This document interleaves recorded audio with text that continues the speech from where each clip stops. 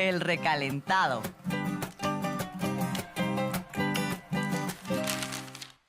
Vamos al recalentado. Este tema de verdad que le importa mucho a las personas. En redes sociales siguen llegando preguntas, buscando ayuda, porque tienen un problema con su crédito del Infonavit.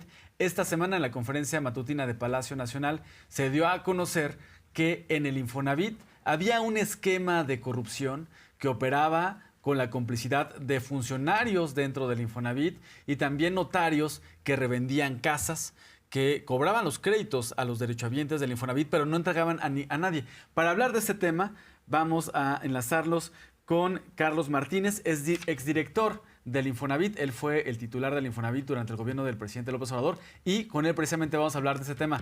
Hola, muy buenas tardes, Carlos, ¿cómo estás? Hola, ¿cómo están?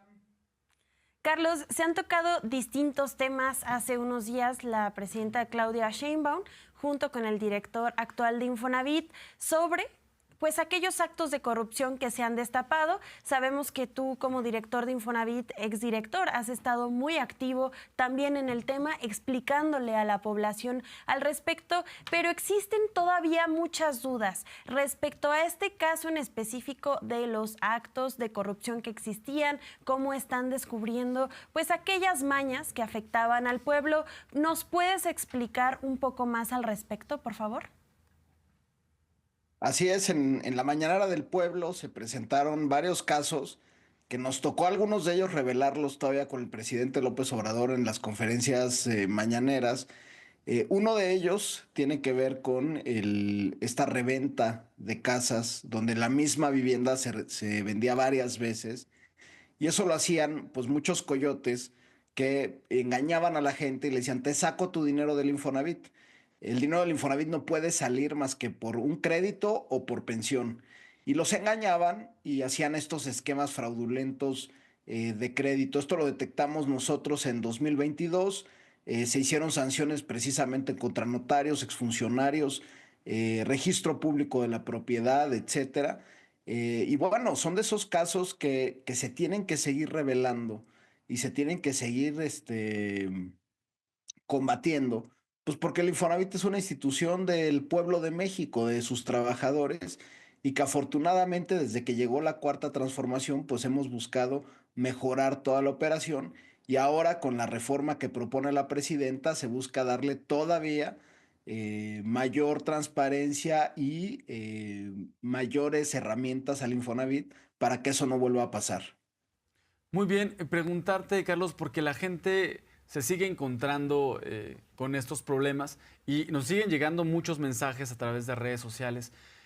Hay personas que dicen, yo fui defraudado, supuestamente a mí me vendieron una vivienda, o bueno, con mi crédito accedí a una vivienda, pero no me han entregado nada y sí estoy teniendo descuentos vía nómina. Las personas que están en esta situación, ¿qué es lo que pueden hacer?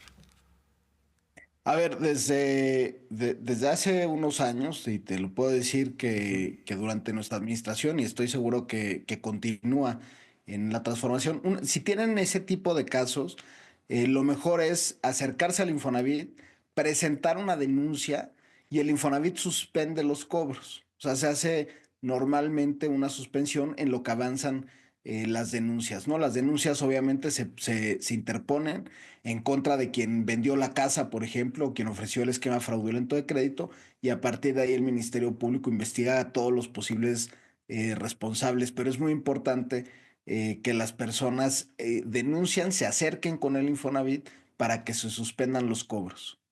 Ahora, hay una pregunta que llegó del auditorio de la Mañana 360, nuestra compañera Aurora Castillejos, quien habla todos los días con las personas, entrevistó a las personas que se han enfrentado a algún tema de corrupción en el Infonavit y hicieron esta pregunta que queremos nos ayudes a resolver. Vamos a escuchar la pregunta que nos hace la persona del auditorio. No, yo nada más quiero saber porque nosotros sacamos una casa de Infonavit. Nos dio un precio en Infonavit de 225,000 pesos y nos teníamos que pagar en 30 años. Ahora que ya vamos 22 años, que debemos 335,000 pesos. Eso es lo que yo quiero saber, el por qué.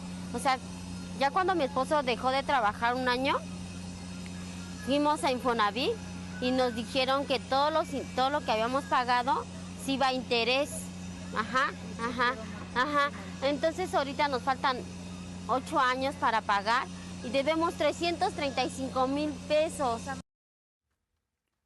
Carlos, pues hay una inquietud de las personas. ¿Qué está pasando en este caso? Porque como ella, hay muchos otros mensajes muy similares a lo que ella acaba de manifestar. Gente que dice, me está pasando lo mismo. ¿Qué se puede hacer en ese Fíjate caso? que para eso hay un programa que se llama... lo que pasa son créditos que están denominados en salarios mínimos. Hasta antes de que llegara el presidente López Obrador, pues prácticamente todos los créditos se daban en salarios mínimos. ¿Esto qué significaba? Que no te prestaban 200,000 pesos. Eso creía la gente, pero en realidad te prestaban un número determinado de salarios mínimos. Y entonces el saldo se iba actualizando conforme al salario.